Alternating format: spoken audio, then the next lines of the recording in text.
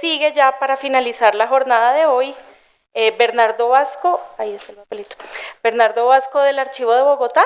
Él nos va a hablar de un proyecto ya concluido sobre la recuperación de los discursos de Jorge Eliezer Gaitán allá en el archivo. Buenas tardes a todas y a todos. En nombre del Archivo de Bogotá y de la Secretaría General de la Alcaldía Mayor, agradecemos a los organizadores la invitación que nos hicieron a este coloquio para hablar de un tema que para el archivo tiene bastante significancia e importancia, y es el proyecto que hicimos hace 4 años para rescatar lo poco que queda de los discursos que pronunció Jorge Eliezer Gaitán durante los viernes culturales que hacía en el Teatro Municipal, el antiguo Teatro Municipal, que estaba ubicado al frente de la iglesia de Santa Clara, carrera octava con carrera octava. Voy a empezar la historia de esta manera. En el año 2014, el director del archivo, Gustavo Ramírez, y el equipo de comunicaciones estábamos en un proyecto para lanzar la Fonoteca de Bogotá. El Archivo de Bogotá, como ustedes saben, es el custodio de la información histórica y documental de la ciudad, tiene más de 1 millón de registros, historias institucionales, tiene un proyecto editorial, pero adolecía, y la ciudad adolece aún todavía, de una especie de fonoteca local que preserve los documentos orales, sonoros, de los personajes de la historia de la ciudad. Estando en este proyecto, se coincidía con el asesinato de Gaitán, una nueva fecha más del asesinato en el 2014, y decidimos entonces iniciar un proyecto para recuperar los discursos de Jorge Eliezer Gaitán. Empezando las indagaciones nos dimos cuenta que realmente no existían. La Voz de Bogotá, que era una emisora del circuito tobelar de Colombia, una de las primeras cadenas que tuvo el país, fundada en 1948, había grabado algunos de estos discursos en los viernes culturales en el Teatro Municipal, más o menos unas 8 horas.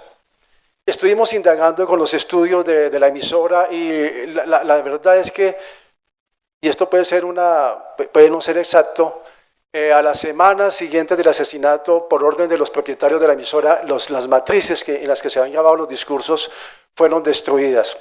Hicimos indagaciones también en la Radio Nacional de Colombia. Se conservaban algunas 2 horas de discursos fragmentarios, es decir, el panorama no era el mejor. Estando en esa búsqueda, digamos, de las matrices, de las cintas originales, tuvimos una grata noticia, y es que Gloria Gaitán, la hija de Jorge Eliezer, nos llamó al Archivo de Bogotá una tarde, un viernes, recuerdo muy bien, y nos dice una noticia que a todos nos cogió por sorpresa y realmente con mucha emoción. Dijo, tengo un disco, tengo una grabadora de alambre de cinta y tengo un carrete donde aparentemente mi papá grabó como una especie de testamento de lo que había sido su vida política, y se los voy a prestar para que ustedes, como parte de ese proyecto de la constitución de la fonoteca de la ciudad, y también con el propósito de sacar un disco compacto, lo tengan y lo escuchen. Este es el carrete original que estuvo en manos de Jorge Eliezer Gaitán. Las grabadoras de cinta, les voy a contar, surgieron en los años 50, pero el antecesor de las grabadoras de cinta fueron estas grabadoras de alambre, un alambre muy delgado, casi como un cabello, y duraron en el mercado, digamos, mundial unos 3 años, eran muy frágiles, se rompen con facilidad, y la tecnología realmente no era la mejor.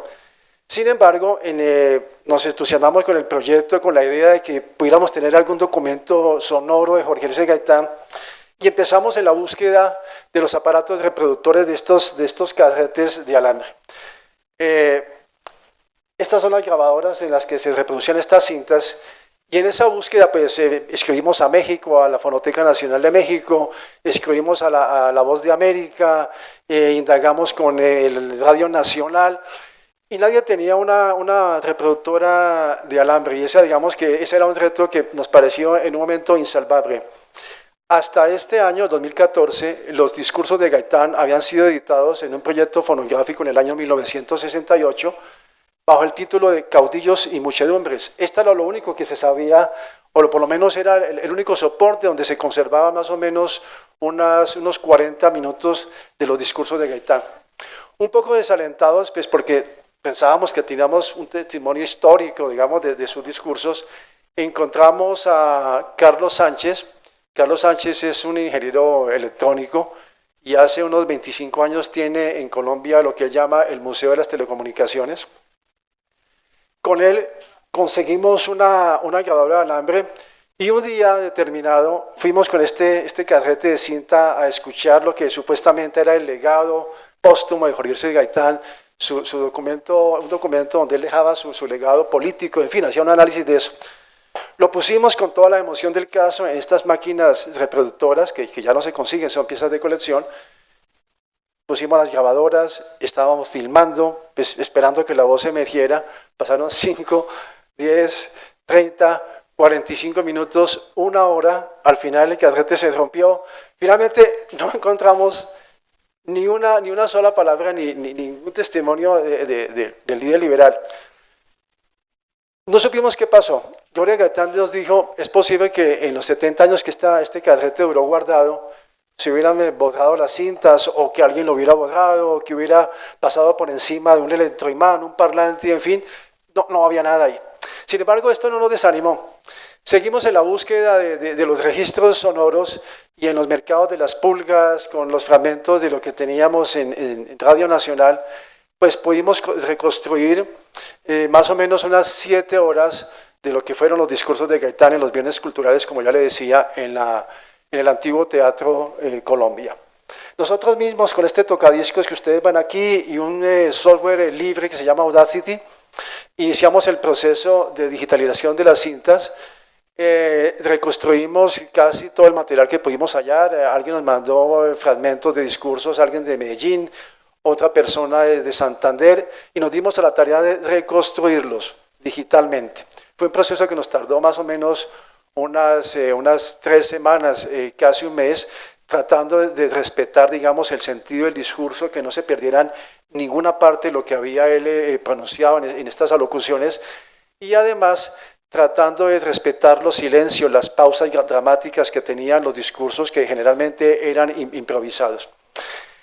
Al cabo de unos 2 meses, ya con las cintas reconstruidas digitalmente, nos dimos a la tarea de sacar un proyecto para poner estos documentos sonoros, testimoniales, históricos, al servicio, digamos, de toda la ciudadanía de Bogotá, de los diversos investigadores, y en fin, de todo aquel interesado en este proyecto sonoro.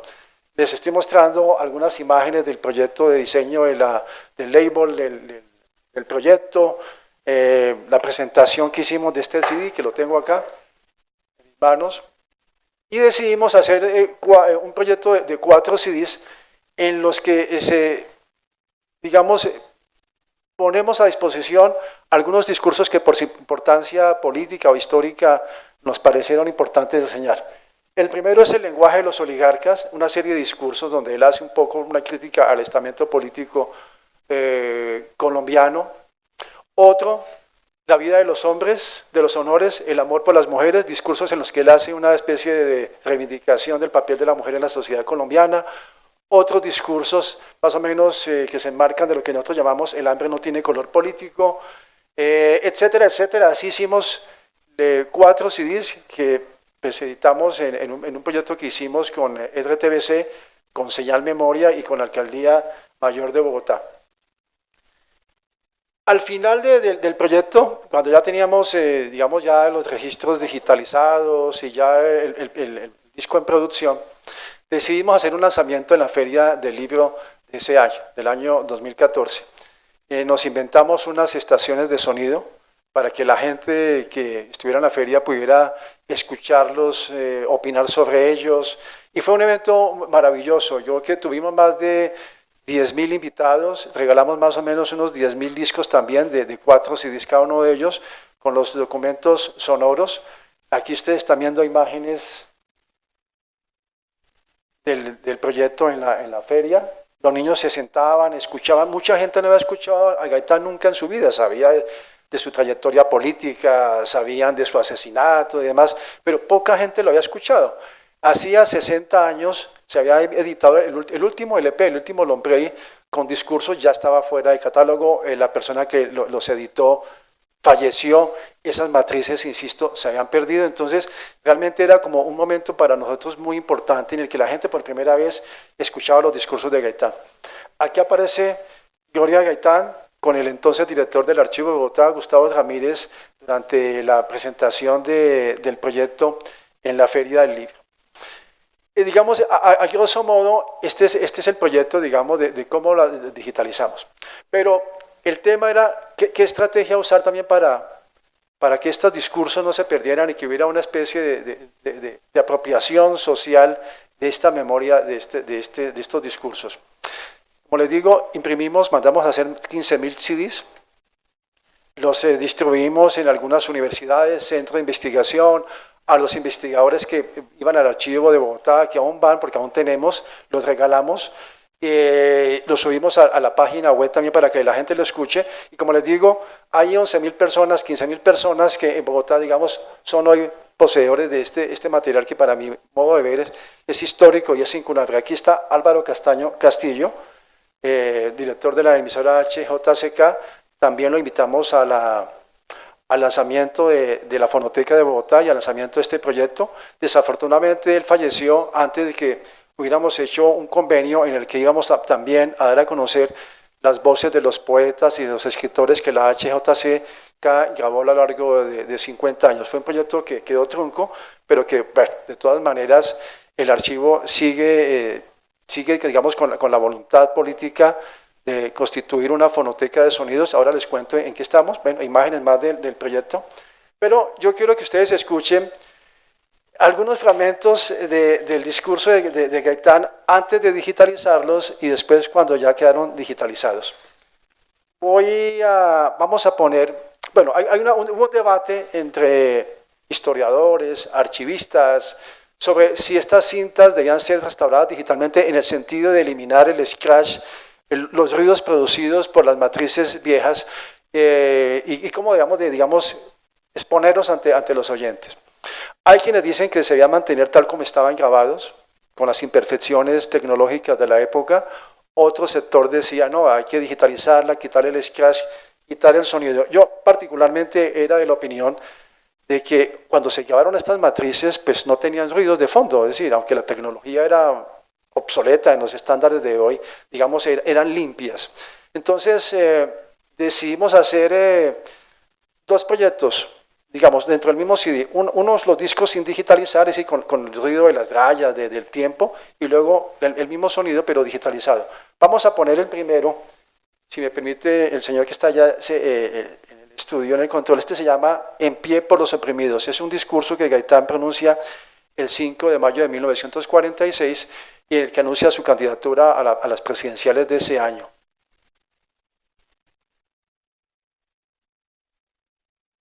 Mientras sale el sonido, les voy contando una historia muy breve. En diciembre de este año vamos a hacer el lanzamiento de la primera fonoteca del país. Tenemos más de 3.000 cintas o másteres originales que dan cuenta de la historia del sonido grabado en Bogotá, desde 1948, cuando se inauguró la primera empresa de discos de Bogotá, que fue Sello Vergara, pasando por todo el material fonográfico de discos Orbe, de discos Bambuco, de Fonobosa, de Sonotón y discos FM600. Son más de 3.000 registros sonoros, entre los que se encuentran las matrices originales de muchas grabaciones de Garzón y Collazos, de Vicky, de Harold, de los Speakers, las primeras grabaciones de rock que se hicieron en Colombia en los estudios Ingesón, en la 21 con octava, donde hoy es el IDU, que hizo Manuel Dresner. Todo ese material va a servir para constituir un centro de documentación musical como parte, digamos, de los proyectos que tiene el Archivo de Bogotá y constituir la primera fonoteca de la ciudad. No sé si ya podemos... Vale. Este es un proyecto muy bello, porque cuando uno escucha los discursos de Gaitán y sabe que no fueron discursos escritos, sino fueron discursos improvisados, uno se da cuenta, digamos, de por qué él movía tanto, digamos así, a las masas. La capacidad la emoción que transmitía en todos ellos, las pausas. Él había estudiado retórica en Italia cuando estaba estudiando Derecho y uno percibe el silencio de la audiencia cuando él está hablando, se escucha la respiración de Gaitán, los comentarios que hace la gente. Eran unos discursos que yo diría magnetizaban, es decir, la gente quedaba estupefacta, quedaba anonadada cuando su voz salía por esos parlantes que se ponían a la Plaza de Bolívar, porque muchas de estas arengas, estos discursos eran transmitidos en vivo. A los 15 días de haber lanzado el proyecto, Hay un señor en la Plaza de Bolívar por la carrera séptima que vende discos de Gaitán, no sé si ustedes lo han visto, y ya lo habían pirateado. Y hablando con Gloria Vargas Tínez, que es la directora del archivo, eso también es una forma de apropiación social de la memoria, es decir, no, claro, no es una, no sé si uno puede decir si eso es ético o legal o qué valoración uno puede hacer, pero los venden en 5.000 pesos y incluso creo que están mejor diseñados que los que hizo el archivo de Bogotá. Si lo ven por ahí, cómprelos. El archivo de Bogotá queda en la calle 6B 575, unas 2 cuadras al sur del Archivo General de la Nación. Ahí hago la propaganda, abrimos de 7 a 4 y media de la mañana, hay una sala de consulta, habitualmente tenemos exposiciones sobre la historia de Bogotá, sobre los fondos que custodia el archivo, y es frecuentado también por muchos estudiantes del sector que quieren hacer tareas, investigar sobre historia de la ciudad. Tenemos visitas guiadas que se hacen todos los días para los colegios de la ciudad, universidades, el SENA, donde se cuenta no solamente, digamos, la historia del edificio, que es un Premio Nacional de Arquitectura, quizás uno de los mejores edificios de América Latina para la custodia de archivos, y además pues, hacemos recorridos por las salas de exposiciones, como les digo, los laboratorios de restauración, las distintas áreas administrativas, es decir, para que los muchachos, la gente interesada, conozca cómo es el proceso de preservación y de custodia de los archivos documentales que tiene la entidad. Creo que ya ahora sí va a sonar dentro de pronto el discurso. De conseguir el bienestar colectivo es un problema eminentemente político. Es ahí, pero si la política consiste como para el Partido Liberal en la actualidad, en los mejores medios de conseguir el bienestar colectivo, es un problema eminentemente político. Es ahí donde el liberalismo va a decidir su política. Más allá de las palabras, como yo decía en mi telegrama, afortunadamente yo tenía la compensación de leer editoriales como el del liberal, que enfocaban precisa y hondamente el problema. Nosotros tenemos un gran problema ahora. Y la razón de mi venida y la razón para estabilizarme ahora sí es para librar la batalla de ese gran problema. Ustedes perciben el audio original de una matriz de acetato con el scratch, el ruido. Escuchen el siguiente discurso que nosotros titulamos sobre el nacionalismo, que también lo hace en el año 46, y escuchen la diferencia un poco entre el sonido de la anterior intervención y de esta.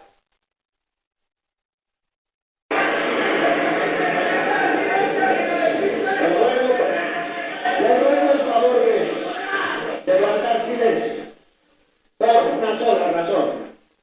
Por la razón por la cual este movimiento no es personalista, sino doctrinario. Por la razón elemental de que tiene que terminar de una vez. El hecho primitivo, el hecho indecoroso para mi patria, que es un gran pueblo, de que se le maneje con el irrespeto con que se manejan las vacadas de las haciendas privadas. Los hombres colombianos no podemos ser manejados con ese irrespeto. Es nuestra dignidad que está por encima de los partidos, que está por encima de los cálculos monumentarios, está por encima de las papeletas, porque donde no hay dignidad de hombres, todo lo demás está perdido. Pero no resultó tampoco aquella maniobra, que tenía nombre propio. Y en esta tarde me he encontrado con el caso singular de los enterradores convertidos en Bueno, ahí notan la diferencia. En el fondo, de fondo se aprecia un ruido, pero digamos ya es inherente a la grabación y a la obsolescencia de los equipos. Entonces, digamos, esta es una presentación muy breve de lo que fue este proyecto. Como les digo, ha sido un proyecto bastante exitoso. Hemos mandado estos archivos a distintas fonotecas del mundo, a la de México que nos solicitó, a la de Brasil y a la de España. Con el cambio de administración, el proyecto, digamos, de constitución de estos CDs, de poner a disposición de los usuarios, de los ciudadanos, distintas voces de personas de la historia de Bogotá, se paralizó, pero vamos a continuarlo el año que viene. Después de estos discursos de Gaitán, hicimos también la restauración de algunas intervenciones del poeta Eduardo Carranza en las que se refería a la historia de Bogotá. En otra oportunidad, si van al archivo de Bogotá, podemos obsequiarlos, pero básicamente lo que queramos con esta exposición es dar a conocer cómo se hizo este proyecto que pone al servicio, insisto, de todos los investigadores del país mismo, lo poco que quedó de las cientos de horas de los discursos que pronunció Jorge Eliezer Gaitán en la Plaza de Bolívar, en los viernes culturales, en el antiguo Teatro de Colombia, y que hoy realmente no pasan de 3 horas y media, pero aunque es breve para el tiempo, el lapso de los discursos que logramos rescatar, sí nos dan una idea de cómo era su oratoria, cómo eran de emocionantes, de electrizantes las intervenciones que él hacía. Era un absoluto orador, tenía un dominio absoluto sobre los temas, sobre las masas. Y bueno, y creo que el Archivo de Bogotá, de alguna manera, con este proyecto y los que vienen el próximo año, pues cumple la labor misional de poner al servicio de la ciudadanía documentos sonoros que hacen parte de la historia de la ciudad y del país. Es un proyecto que en lo personal lo queremos mucho porque nos dio la oportunidad de seguir avanzando en la búsqueda de registros sonoros de personajes que han sido fundamentales en la historia del país. Tenemos la idea del próximo año sacar un CD con las alocuciones del golpe de Estado de Rojas Pinilla. Ya hemos encontrado las cintas de la Radio Nacional cuando se interrumpe la programación y se anuncia el golpe de Estado. Luego el debate en el Congreso, él mismo dirigiéndose a la nación, y creemos que este proyecto también va a ser de las mismas calidades e importancias que este que hicimos de Jorge Eliezer Gaitán. Trajimos 8 CDs, yo no sé si los rifamos, los regalamos, o si quieren pasar luego al Archivo de Bogotá en la recepción y preguntan, y con gusto les vamos a obsequiar un ejemplar de estos. Hicimos dos proyectos además de Gaitán. Uno donde están los discursos completos y otro donde están fragmentos de los discursos. Es decir, este era un CD, era mucho más económico producirlo, este contiene toda la totalidad, tiene la totalidad de los discursos. Si tienen alguna pregunta sobre este proyecto, con gusto, y si no, pues les agradezco también estos minutos en que han estado aquí pendientes de esta intervención. Tuvimos una dificultad, me les cuento, sobre los derechos de autor. Porque cuando íbamos a hacer el CD, en CD System, que es una de las empresas que hay en Colombia para producción de discos compactos, ellos exigen un documento en el que se garantiza que el registro sonoro no es pirateado, no ha sido robado, en fin. Y ahí tuvimos un debate con los abogados. ¿De quién son los discursos de Jorge Eliezer Gaitán? ¿De su hija? ¿De la emisora que los grabó? ¿De Saico Asimpro, que tiene derecho sobre todo lo que se registra? No tengo la respuesta clara, como tampoco la tuvimos en ese momento. Lo cierto fue que se hizo un esguince jurídico, y como son grabaciones de más de 80 años, están casi que en el dominio público, y por esa razón pudimos hacer el proyecto de Gaitán. Después supimos que estas grabaciones son realmente de la familia de Jorge Eliezer Gaitán. Jorge Gaitán tiene, digamos, la potestad y los derechos para hacer grabaciones de esto. Hay algunas universidades han hecho algunos proyectos relacionados con estos discursos y le han solicitado la autorización a Jorge Gaitán y han sido concedidos. Entonces, digamos que ese fue uno de los temas también en su momento que nos generó un debate, porque se llegó a pensar que no lo íbamos a poder publicar, pues, por una especie de leguleyada en nuestro ordenamiento jurídico que no permitía grabarlos. Pero bueno, aquí están, y como les digo, son 3 horas y media, lo único que se conserva de Jorge Eliezer Gaitán. Si ustedes ven por la calle algún dicho de estos de voces y discursos, cómprelo, porque sin duda eso ya no se consigue y es un testimonio importante de nuestra historia. Entonces, de nuevo, muchas gracias a todos ustedes. Diga. Quiero hacer una pregunta. Bueno, dos en una. La Sí. primera es, al fin, el documento que te entregó la maestra Gloria Gaitán, digamos, Sí. ese no te sirvió para reconstruir, digamos, no sacaste nada de ahí de esa. Y la segunda es Sí. que indudablemente que en la conversión de la tecnología en digital en el segundo, a pesar del ruido, la parte digital del discurso se ve mucho más claro y más nítida que la anterior, Sí. pero parece que es más original el primer discurso, digamos, se ve como más la escenografía en donde Gaitán estaba inmerso. Sí. Pero me parece que la segunda es mucho mejor, pero se conserva la parte del valor Sí. histórico en la primera. Claro, independientemente de la calidad del sonido, hay un documento histórico, es como una fotografía. Digamos, la fotografía del asesinato del archiduque Fernando en Sarajevo es una foto borrosa, pero esa foto da inicio, o ese acontecimiento, el asesinato, da origen a la Primera Guerra Mundial. En el caso del registro sonoro de Gaitán, claro, tiene las limitaciones de las grabaciones de la época, pero al margen de eso está la voz de él. Es decir, esa es la importancia del documento. En los años 40, digamos, hasta el año 47, el registro se hacía en matrices de aluminio, eran muy costosas y no eran muy prácticas. Es decir, la primera grabación, voy a hacer una digresión aquí. La primera grabación que se hace en Bogotá se hace en el año 1938 y la RCA Víctor de Nueva York manda una grabadora portátil para hacer los registros a la orquesta de Emilio Siedra. Emilio Siedra es el compositor de Vivan los Novios, no sé si lo han escuchado, un bambuco criollo, y esa grabadora creo que no cabía en este cuarto y era la grabadora portátil de la RCA Víctor. Ahí se hace esa grabación que Vivan los Novios, Viva la Alegría, eso se hace aquí en el año 38. O sea, ustedes imagínense que las emisoras bogotanas, la primera se fundó en el año 29, RCN en el 48, bueno, fue una cadena nacional, Caracol también en el 48, La Voz de la Víctor se funda quizás en el 32. No tenían manera de hacer los registros de sus programas radiales. En el año 34, cuando estuvo Carlos Gardel aquí en Bogotá, se hizo un registro sonoro, él asomado en el balcón de la emisora que estaba ubicada al frente de lo que hoy es el ley o el éxito de la séptima con 11, y se puede escuchar en YouTube, y eso fue grabado en una grabadora de acetato. En el año 47, los estudios Bell desarrollan este sistema que es la grabadora de alambre. Como les digo, estuvo en el mercado 3 años, es muy frágil, no sé si perciban, bueno, no se va a romper, pero si uno los tira, se rompe, se enredaba además, y tenía muchas dificultades.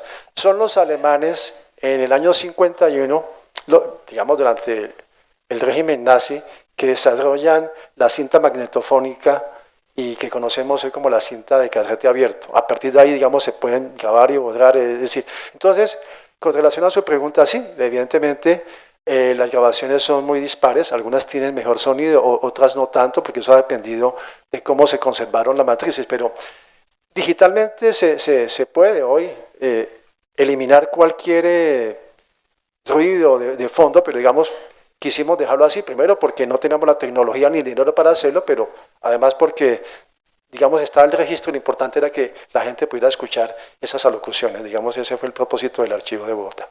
Bueno, gracias.